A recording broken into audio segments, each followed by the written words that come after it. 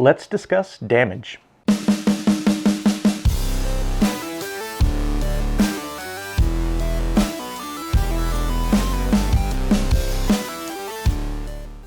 What's up, Brew Crew? Welcome back to Beer City Board Games. I'm Clay, and today I wanted to talk a little bit about damage versus wear and tear to our board games and how we feel about it.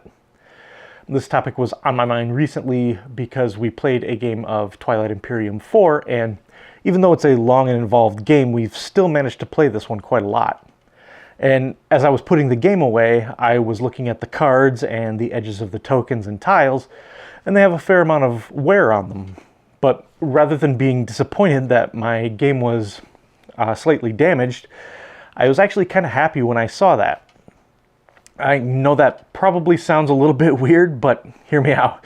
When I first bought Twilight Imperium, I wasn't even sure I'd be able to get it played, ever, period. So the fact that I was able to play it enough to show some wear and tear is actually a little bit gratifying. So that got me wondering, how do you all feel about wear and tear to your games?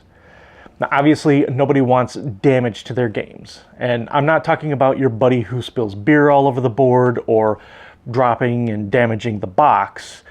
I absolutely try to be careful with my games in that way, mainly because these games are not what I would consider cheap. But when my games show damage specifically from use, I actually consider that to be almost a badge of honor. There are a handful of games that I own that definitely show that they've been played a pretty significant amount, like Skull, Fuji Flush, and No Thanks. Typically, those are the games that get the most wear around here because they hit the table most frequently. And generally speaking, I don't sleeve my games either.